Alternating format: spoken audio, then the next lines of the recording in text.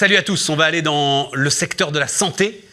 Alors entre biotech, medtech, etc. Mais on va voir tout ça, on va voir aussi la pathologie qu'adresse Condry. Mais d'abord, c'est la mécanique qui a permis de faire émerger cette entreprise, cette start-up dont on va parler.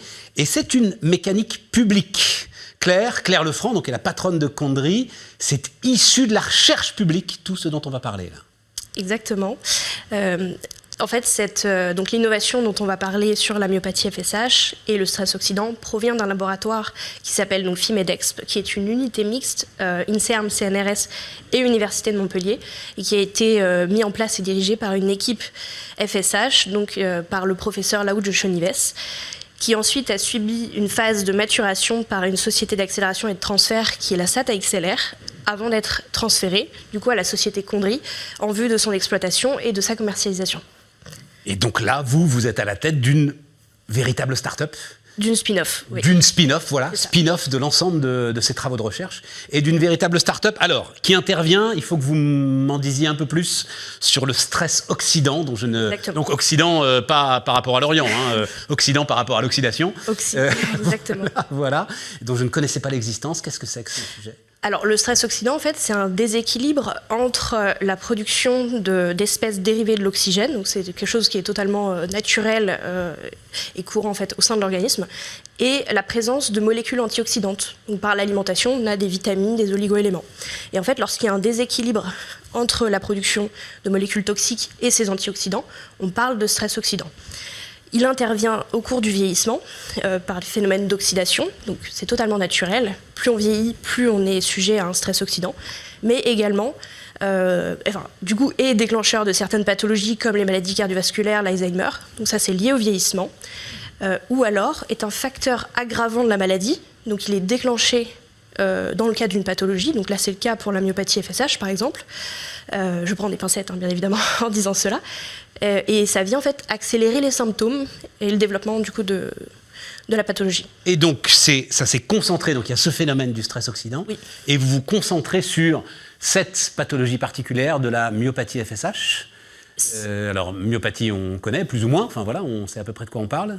Qu'est-ce qu'elle a de particulier ? Alors elle a de particulier, donc c'est une maladie rare, elle touche environ 5000 personnes en France et 870 000 personnes dans le monde, et en fait elle atteint, elle cause l'atteinte des muscles squelettiques, c'est-à-dire que les patients finissent en fauteuil roulant et voient leur condition physique en fait se détériorer.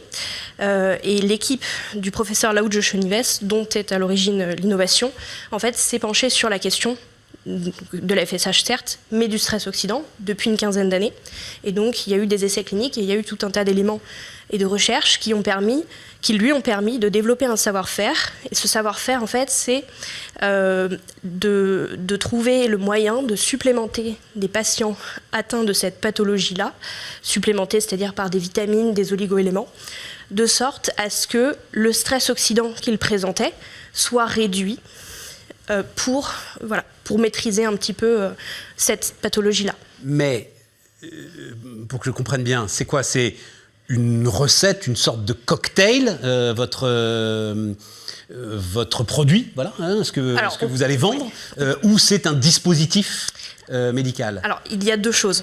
Il y a une partie dispositif médical numérique, c'est-à-dire c'est un logiciel qui va reprendre le savoir-faire du professeur, donc transformé en algorithme. C'est un outil pour le praticien de santé afin qu'il puisse prescrire de façon personnalisée et ajustée aux besoins réels de chaque patient et fonction de ses bilans biologiques.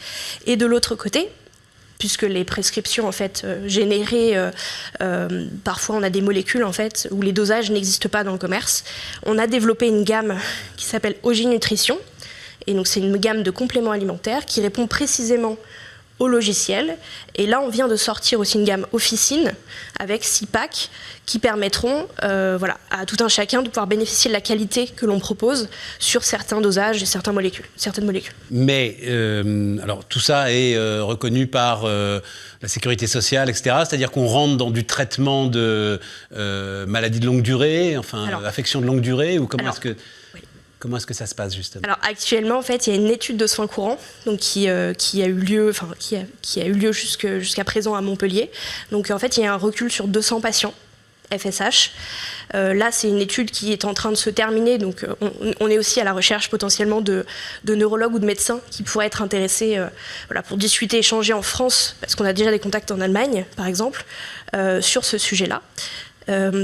Et en fait, pour l'instant, il n'existe pas encore de dispositif médical, puisque on démarre une levée de fonds pour financer la finalisation donc, de son développement à ce fameux DMN et de sa mise sur le marché européen. Et alors, levée de fonds dont vous vous attendez à ce qu'elle soit souscrite par des fonds, on en connaît, des fonds qui ont l'habitude, des fonds totalement privés, qui ont l'habitude d'intervenir dans les mécanismes de santé ou dans les systèmes de santé, dans les biotech, dans les medtech et dans l'ensemble de ces éléments. Alors, la particularité de la société, c'est que aujourd'hui, le stress oxydant, on se concentre sur la FSH, la myopathie FSH. Demain, on a la fragilité et on a d'autres pathologies sur lesquelles on part en programme de recherche et de développement. Là, nous, ce qu'on souhaite faire financer, c'est qui élargit énormément, évidemment, la cible potentielle. Exactement. C'est vraiment des business angels qui nous permettraient d'accélérer un peu le processus, pour permettre aux patients, déjà en France puis en Europe, qui sont en attente de la technologie, d'aller vite au marché, et notamment au marché européen. Après, on a des opportunités aussi auprès de la FDA, c'est-à-dire de potentiellement transcrire cette innovation-là et donc ce dispositif-là aux États-Unis. Voilà, donc là, une première levée, un premier tour rapide auprès de Business Angel. Ensuite, on aura bien évidemment 2 autres tours qui viendront parfaire les programmes de recherche et développement, dont le vieillissement et la fragilité, pour vivre dans de meilleures conditions. Mais vous savez, Claire, et vous le savez forcément, celui qui peut vous faire ça, c'est un gros labo.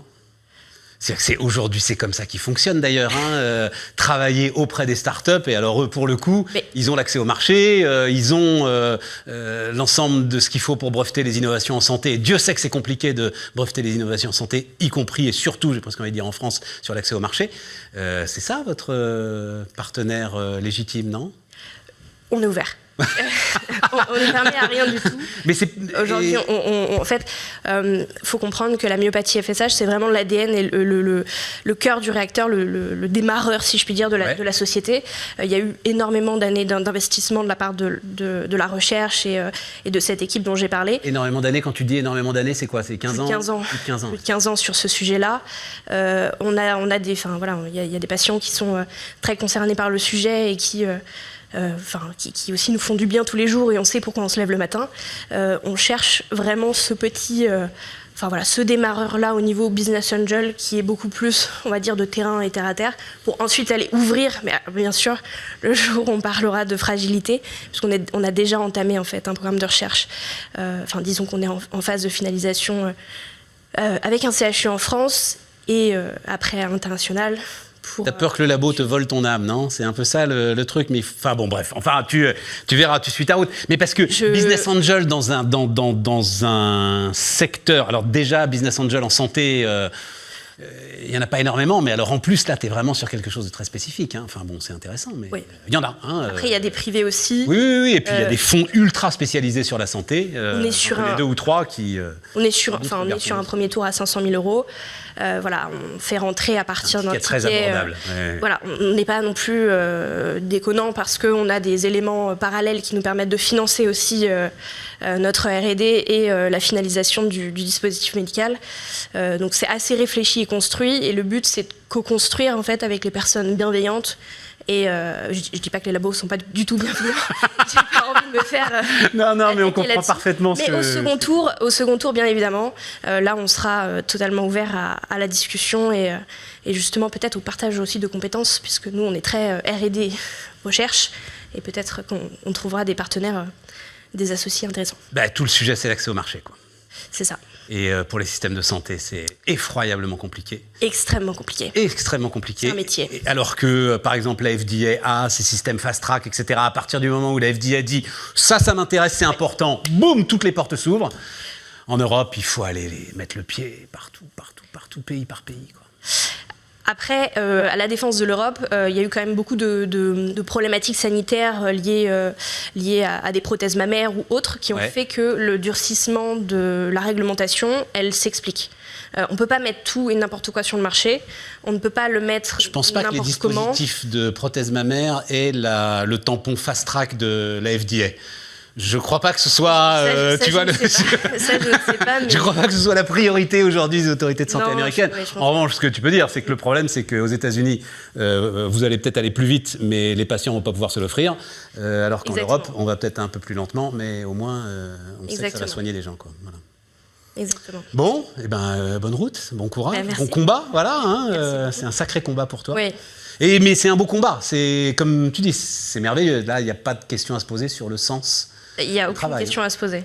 On se lève le matin, on sait pourquoi et ça fait du bien.